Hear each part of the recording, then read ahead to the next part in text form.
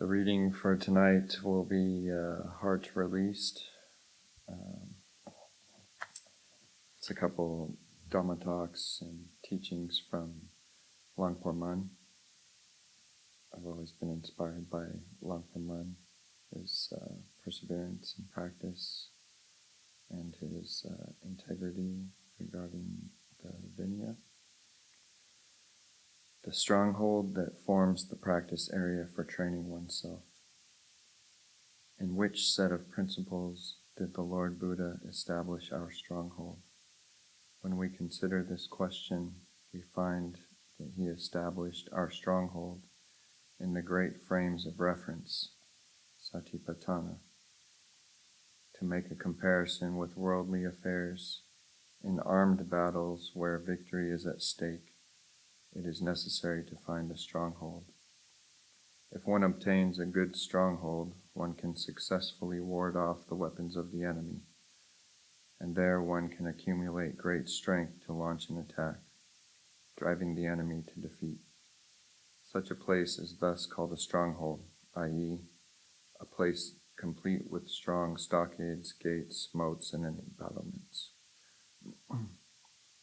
So it is with the affairs of the Dhamma when we take the great frames of reference as our stronghold, and that those who go into battle with the enemy, defilement, must start out by keeping track of the body as their frame of reference.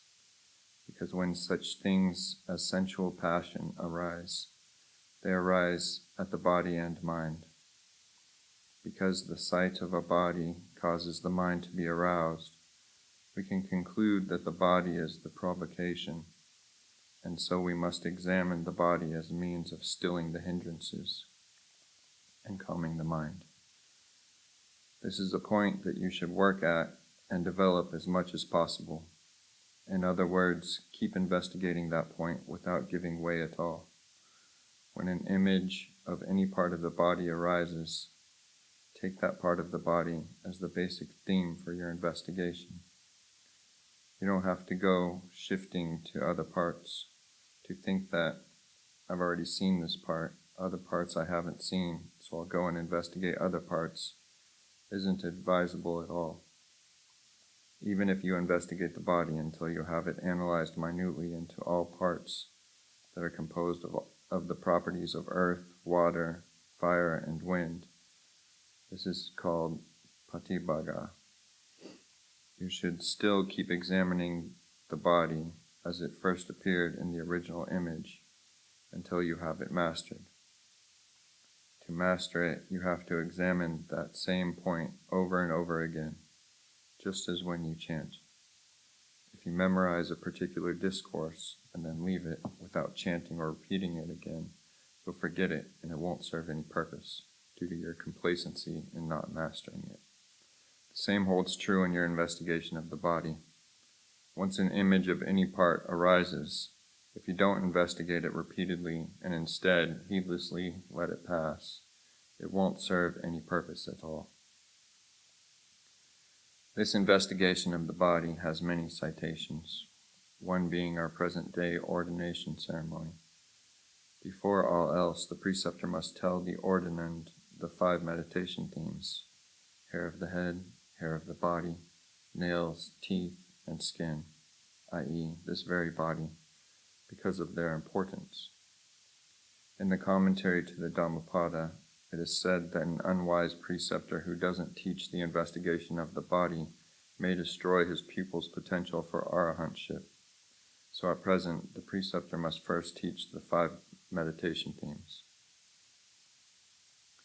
In another spot, the Buddha taught that there is no such thing as a Buddha or an arahant who has not fixed on at least one part of the body as a meditation theme. Thus he told a group of 500 monks who were discussing the earth, saying that such and such a village had red soil or black soil, etc., that they were discussing external earth when they should be investigating internal earth. In other words, they should have been investigating this body intelligently, penetrating it throughout and making it absolutely clear. When the Buddha finished his discussion of this topic, all 500 monks reached the fruition of arahantship. From this we can conclude that the investigation of the body must be important. Each and every person who is to gain release from all suffering and stress has to investigate the body. If we are to accumulate great strength, we must accumulate it by investigating the body. Even the Lord Buddha, when he was about to attain awakening, started out by investigating the breath. And what is the breath, if not the body? So the great frames of reference, starting with the contemplation of the body, are said to be our stronghold. Once we have obtained a good stronghold, in other words, once we have put the principles of the great frames of reference into practice until we have them mastered, we should then investigate things as they are in terms of the inherent nature of their elements, using the strategies of clear insight, which will be discussed next. The strategies of clear insight, techniques for uprooting defilement. The nature of all good things is that they come from things that aren't good, just as lotuses are fair and lovely, are born from mud that is filthy and repulsive. Yet once they rise clear of the mud, they are clean and pure, becoming a fitting headdress for a king, a viceroy, or a courtier, never again returning to the mud. In this they are like the earnest meditator, one engaged in a persistent effort. Such a person must investigate a thing that is filthy and repulsive if the mind is to gain release from all filthy and repulsive things. The thing that is filthy and repulsive here is the body. The body is an assemblage of filth, urine, and excrement. The things that are exuded from the hair of the head, the hair of the body, nails, teeth, skin, and so on, are all forms of excrement. When they fall into food, people take offense at it.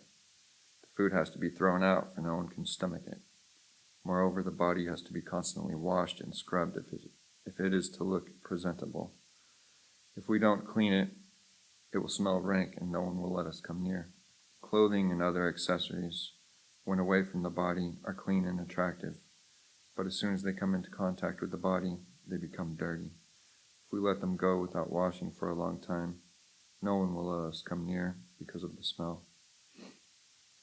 From this, we can see that the body is a house of urine and excrement, asubha, unattractive, patigala, repulsive.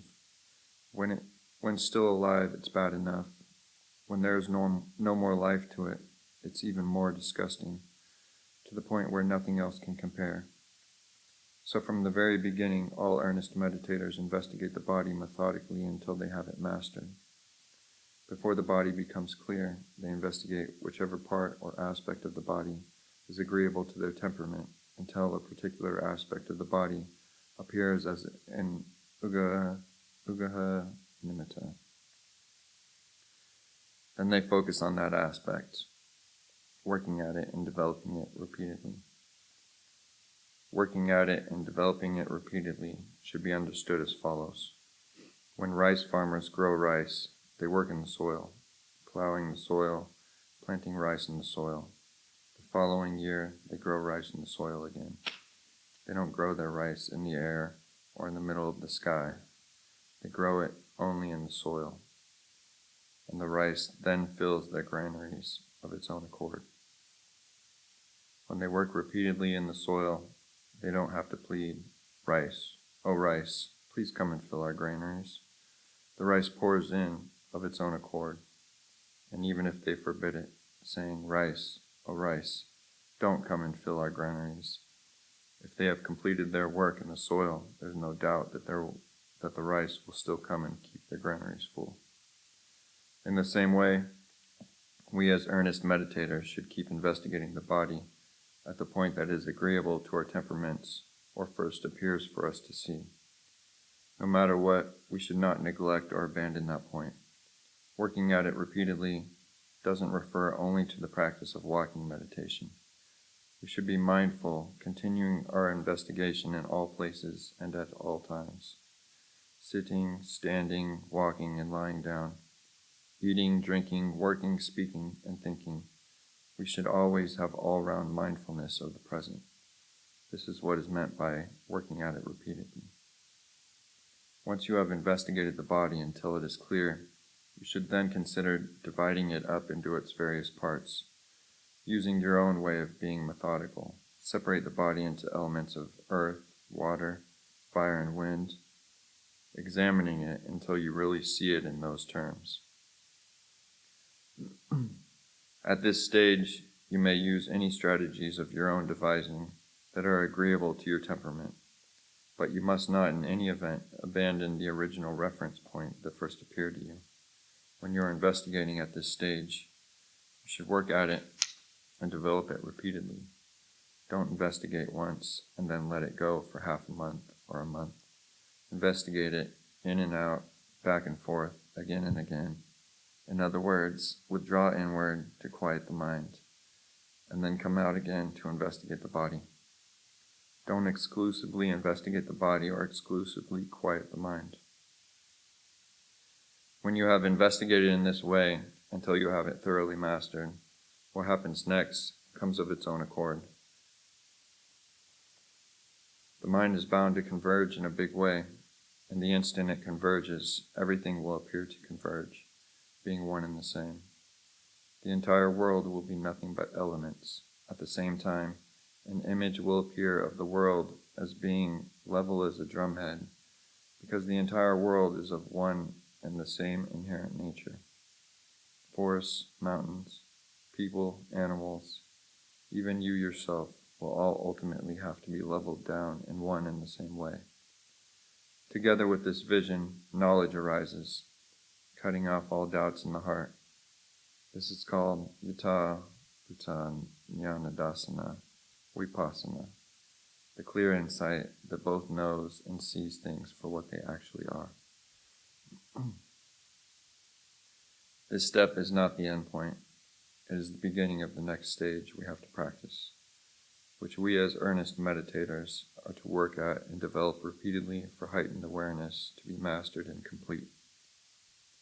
Then we will see that the mental fashionings that suppose, this is mine, that is me, are inconstancy, and that because of attachment, they are suffering. For all elements have been the same the way they are all along, arising, aging, growing ill, and dying, arising and deteriorating, since before we were born. From time immemorial, this is the way they have been. But because of the conditions of the mind and the five khandhas, Rupa, Vedana, Sanya, Sankhara, Vijnana, have fashioned and labeled throughout every existence up to the present, through lives too numerous to number, the mind has been deluded into following its supposings.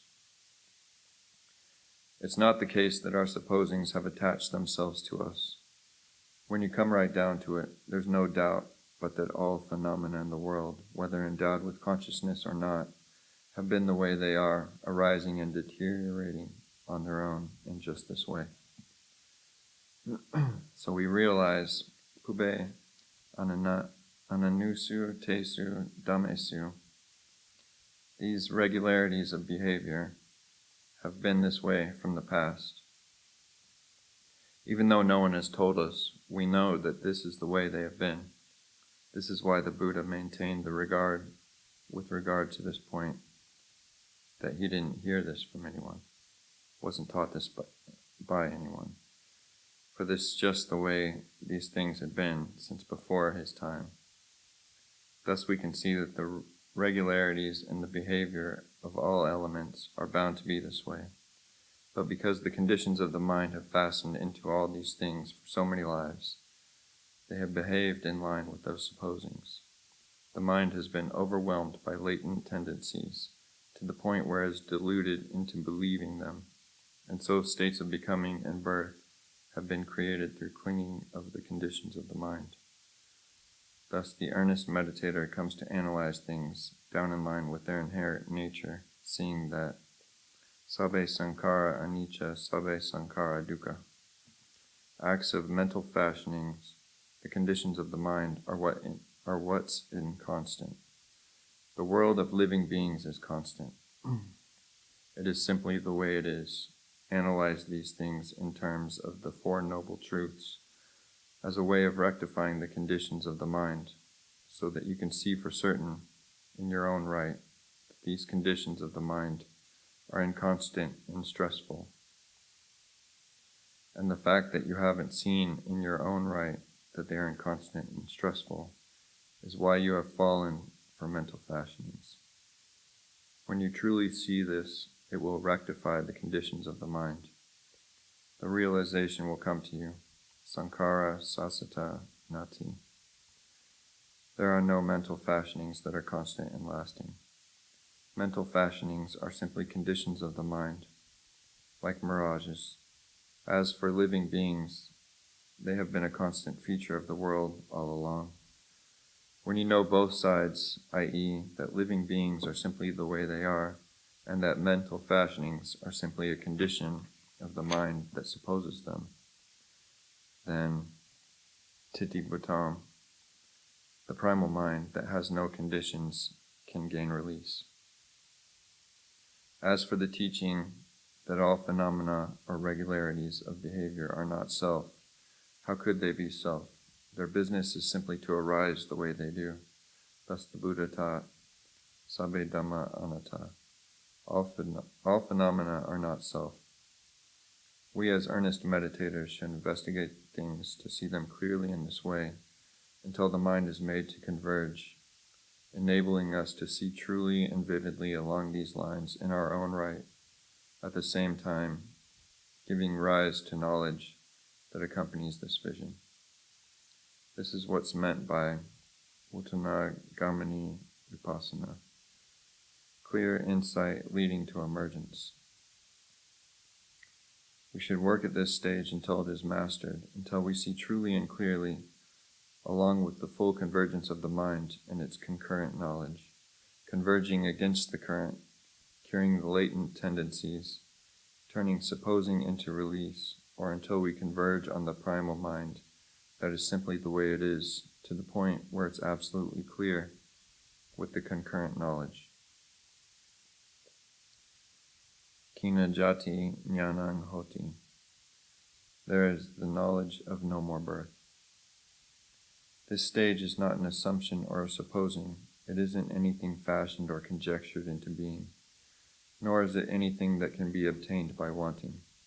It's something that arises, is, and knows entirely of its own accord. Intense, relentless practice in which we analyze things shrewdly on our own is what will cause it to arise of its own accord. This can be compared to rice plants.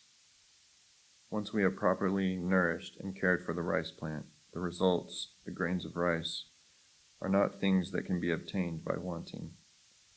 They will appear of their own accord. If a person who wants to get rice is lazy and doesn't care for the rice plant, he can keep wanting until the day he dies, but no rice grains will appear for him. The same holds true with the reality of release. It isn't something that can be obtained by wanting.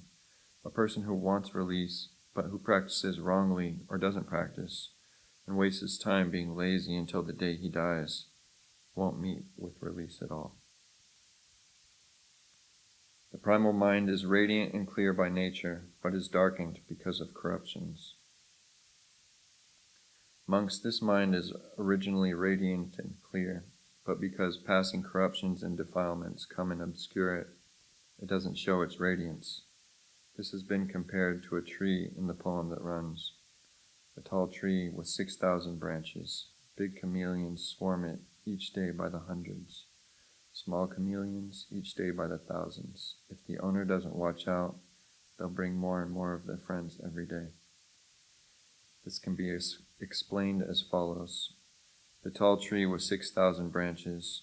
If we cut off the 3 zeros, this leaves us with 6, which stands for the 6 cent stores, the entryway for the chameleons, i.e., things that are counterfeit, not things that are genuine. Defilements aren't genuine. They are simply things that come drifting in through the cent stores by the hundreds and thousands. Not only that, defilements that haven't yet arisen will arise more and more every day, as long as we don't find a means for rectifying the nature of the mind.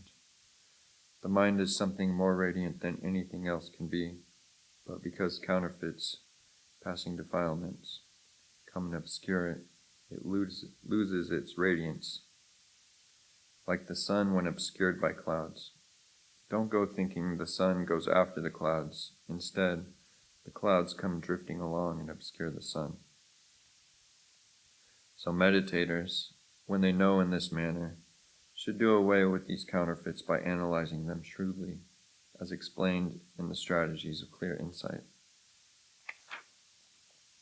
When they develop the mind to this stage of the primal mind, this will mean that all counterfeits are destroyed, or rather, counterfeit things won't be able to reach into the primal mind, because the bridge making the connection will have been destroyed. Even though the mind may then still have to come into contact with the preoccupations of the world, its contact will be like that of a bead of water rolling over a lotus leaf. The root meditation themes. Has anyone ever been ordained in the Buddha's religion without having studied meditation? We can say categorically, no, there hasn't. There isn't a single preceptor who doesn't teach meditation to the ordinand before presenting him with his robes. If a preceptor doesn't teach meditation beforehand, he can no longer continue being a preceptor. So every person who has been ordained can be said to have studied meditation. There's no reason to doubt this. The preceptor teaches the 5 meditation themes: Kesa, hair of the head; Loma, hair of the body; Naka, nails; Danta, teeth; Tacho, skin. These 5 meditation themes end with the skin. Why are we taught only as far as the skin? Because the skin is an especially important part of the body. Each and every one of us has to have skin as our wrapping. If we didn't have skin, our head hairs, body hairs, nails, and teeth wouldn't hold together. They'd have to scatter. Our flesh, bones, tendons, and all other parts of the body wouldn't be able to stay together at all. They'd have to separate, to fall apart. When we get infatuated with the human body, the skin is what we're infatuated with. When we conceive of the body as being beautiful and attractive, and develop love, desire, and longing for it, it's because of what we conceive of the skin. When we see a body, we suppose it to have complexion, fair, ruddy, dark, etc., because of what we conceive the color of the skin to be. If the body didn't have skin, who would conceive it to be beautiful or attractive? Who would love it, like it, or desire it? We would regard it with nothing but hatred, loathing, and disgust. If it weren't wrapped in skin, the flesh, tendons, and other parts of the body wouldn't hold together and couldn't be used to accomplish anything at all. Which is why we say the skin is especially important. The fact that we can keep on living is because of the skin. The fact we get deluded into seeing the body as beautiful and attractive is because it has skin. This is why preceptors teach only as far as the skin. If we set our minds on considering the skin until we see it as disgusting and gain a vision of its unloveliness appearing unmistakably in the heart, we are bound to see the inherent truths of our inconstancy, stress, and not-selfness. This will cure our delusions of beauty and attractiveness that are fixated on the skin. We will no longer focus any conceivings on it, or find it appealing or desirable, for we have seen it for what it is. Only when we heed our preceptors' instructions and not take them lightly will we see the inherent truths. If we don't heed our preceptors' instructions, we won't be able to cure our delusions, and instead will fall into the snares of enticing preoccupations, into the wheels of the cycle of rebirth. So we've already been well taught by our preceptors since the day of our ordination. There's no reason to look for anything further. If we're still looking for something more, that shows that we are still confused and lost. If we weren't confused, what would we be looking for? An unconfused person doesn't have to look for anything. Only a confused person has to go looking. The more he goes looking, the further he gets lost.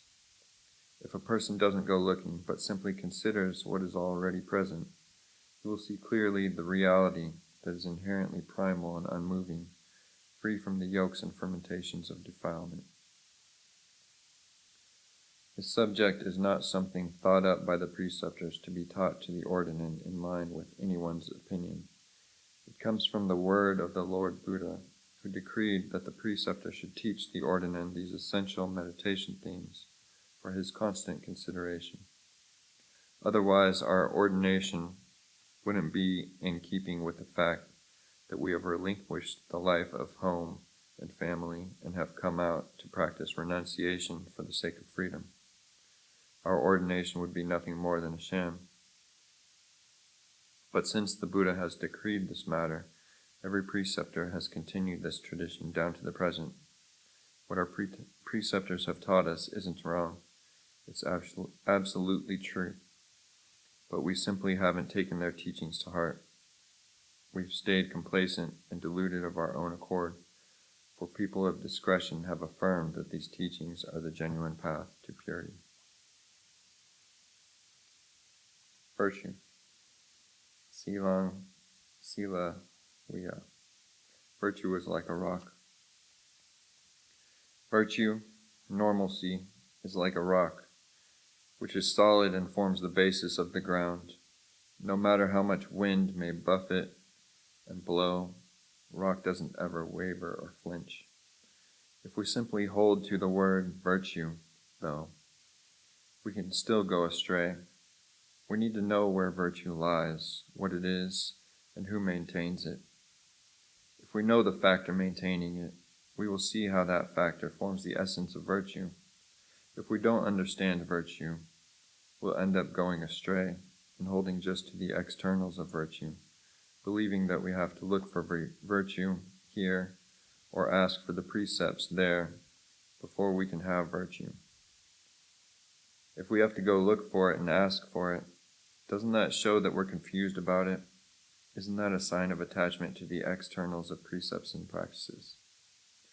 People who aren't confused about virtue don't have to go looking or asking for it because they know that virtue exists within themselves. They themselves are the ones who maintain their virtue by avoiding faults of various kinds. Intention is what forms the essence of virtue. What is intention? We have to play with this word, cetana, in order to understand it. Change the E to an I, add another T. That gives us chitta, the mind. A person without a body, without a mind, can't be called a person. If we only had a body, what could we accomplish? The body and mind have to rely on each other. If the mind isn't virtuous, the body will misbehave in all sorts of ways. This is why we say there is only one virtue, that of the mind. The precepts deal simply with the flaws we should avoid. Whether you avoid the 5 flaws, the 8, the 10, or the 227, you succeed in maintaining the one and the same virtue. If you can maintain this one virtue, your words and deeds will be flawless. The mind will be at normalcy, simple, solid, and unwavering. This sort of virtue isn't something you go looking or asking for. When people go looking and asking, it's a sign they're poor and destitute.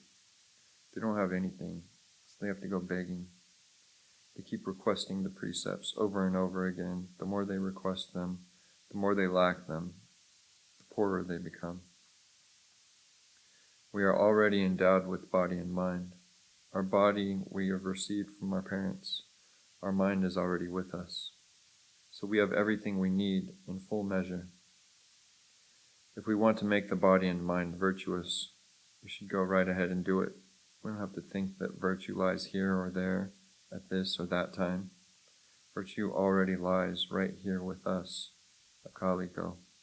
If we maintain it at all times, we will reap its rewards at all times. This point can be confirmed with reference to the time of the Buddha. When the 5 brethren, Venerable Yasa, his parents, and his former wife, the Kaspa brothers, and their disciples, King Bimbisara, and his following, etc., listened to the Buddha's teachings, they didn't ask for the precepts beforehand. The Buddha started right in teaching them. So why were they able to attain the noble paths and fruitions? Where did their virtue, concentration, and discernment come from? The Buddha never told them to go ask for virtue, concentration, and discernment. Once they had savored the taste of his teachings, then virtue, concentration, and discernment developed within them of their own accord, without any asking or giving taking place. No one had to take the various factors of the path and then put them together into the whole. For in each case, virtue, concentration, and discernment were qualities of one and the same heart. So only if we aren't deluded into searching outside for virtue can we be ranked as truly discerning. Purifying the mind. To purify one's own mind is to follow the Buddha's teachings. The Buddha, our foremost teacher, taught about body, speech, and mind. He didn't teach anything else. He taught us to practice, to train our minds, to use our minds to investigate the body. This is called contemplation of the body as a frame of reference. We are taught to train our mindfulness thoroughly in the practice of investigating. This is called analysis of phenomena, Dhammavicaya, one of the factors of awakening, until it reaches a point of sufficiency. When we have investigated enough to make mindfulness itself a factor of awakening, the mind settles down into concentration of its own accord. There are 3 levels of concentration. In momentary concentration, the mind gathers and settles down to a firm stance and rests there for a moment before withdrawing. In threshold concentration, the mind gathers and settles down to its underlying level and stays there a fair while before withdrawing to be aware of the nimitta of one sort or another. In fixed penetration, the mind settles down to a firm stance on its underlying level and stops there in singleness, perfectly still, aware that it is staying there, endowed with the 5 factors of jhana, which then become gradually more and more refined. When we train the mind in this way, we are said to be heightening the mind, as in the Pali phrase, adicite cha ayogo etang buddhana sasana. To heighten the mind is to follow the Buddha's teachings. The contemplation of the body is a practice that sages, including the Lord Buddha, have described in many ways. For example, in the Mahasatipatthana Sutta, Great Frames of Reference discourse, he calls it contemplation of the body as a frame of reference. In the root themes of meditation, which a preceptor must teach at the beginning of the ordination ceremony, he describes the contemplation of the hair of the head, hairs of the body, nails, teeth, and skin. In the Dhammacakkappavattana Sutta, discourse on the turning of the wheel of Dhamma, he teaches that birth, aging, and death are stressful. We have all taken birth now, haven't we? When we practice so as to opanayiko, take these teachings inwards and contemplate them by applying them to ourselves, we are not going wrong in the practice, because Dhamma is akaliko, ever-present, and aloko, blatantly clear both by day and by night, with nothing to obscure it. The method of practice for those who have studied a great deal. People who have studied a lot of the Dhamma and Vinaya have learned a large number of approaches together with their many ramifications. When they then come to train their minds, find that their minds don't settle down easily into concentration. They need to realize that they must first take their learning and put it back on the shelf for the time being. They need to train what knows, this very mind, developing their mindfulness until it is super mindfulness, their discernment until it is super discernment, so that they can see through the super deceits of conventional truth and common assumptions that set things up, naming them. This is this, and that is that. Days, nights, months, years, earth, sky, sun, moon, constellations, everything. all the things that thought formations, the conditions or effects of the mind, set up as being this or that. Once the mind can see through these effects of the mind, this is called knowing stress and its cause. Once you practice this theme and develop it repeatedly, until you are quick at seeing through these things, the mind will be able to gather and settle down. To focus in this way is called developing the path. And when the path reaches a point of sufficiency, there is no need to speak of the cessation of stress. It will appear of its own accord to the person who practices, because virtue, concentration, and discernment all exist in our very own body, speech, and mind. These things are said to be akaliko, ever-present, opanayiko. When meditators contemplate what already exists within them, then pachatang, they will know for themselves. In other words, we contemplate the body so as to see it as unattractive and visualize it as disintegrating back into its primary properties in terms of the primal Dhamma that is blatantly clear both by day and by night. When contemplating, you should keep this analogy in mind. When people grow rice, they have to grow it in the earth. They have to go wading through the mud, exposed to the sun and rain, before they can get the rice grains, the husked rice, the cooked rice, and can finally eat their fill. When they do this, they are getting their rice entirely from things that already exist. In the same way, meditators must develop virtue, concentration, and discernment, which already exist in body, speech, and mind of every person. The principles of the practice are ever present. With regard to the principles of our practice, there is no real problem.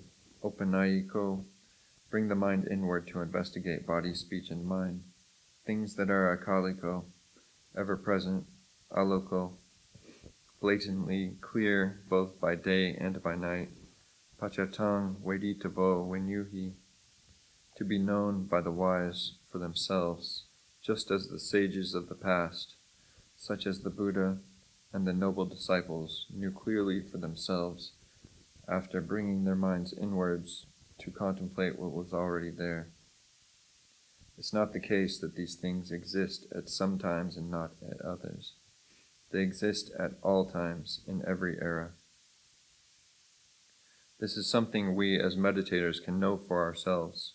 In other words, when we make a mistake, we know it. When we do things correctly, we know it within ourselves. How good or bad we are bound to know better than anyone else.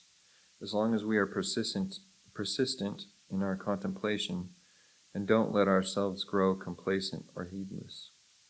An example from the past is that of the 16 young students of the Brahmin teacher Bowari. They had practiced jhana to the point where they were stuck on rupa jhana and arupa jhana. The Buddha thus taught them to contemplate what was already inside them, so as to see it clearly with discernment. To see the level of sensuality as lying below, the level of formlessness as lying above, and the level of form as in the middle. To see the past as below, the future as above, and the present as in the middle. Then he taught them to look inside themselves, from the feet below to the tips of the hair above, and all around in between. Once they had contemplated in this way, they came to know clearly for themselves. This ended their doubts about how to practice, and they no longer had to go to the trouble of looking anywhere else. Listening to the Dhamma at all times. As a meditator, you should use the strategy of listening to the Dhamma at all times, even when living alone. In other words, contemplate the Dhamma both day and night. The eye, ear, nose, tongue, and body are physical phenomena that are always present. Sights, sounds, smells, tastes, and tactile sensations are also present for you to see, hear, smell, taste, and touch. The mind, it too is present. Your thoughts and feelings about various topics, good and bad, are present as well. Development and decay, both within you and without, are also present. These things naturally display the truth, inconstancy, stress, and not selfness, for you to see at all times. When a leaf grows yellow and falls from a tree, for instance, showing you the truth of inconstancy. So when you continually use this approach to contemplate things with your mindfulness and discernment, you are said to be listening to the Dhamma at all times, both by day and by night.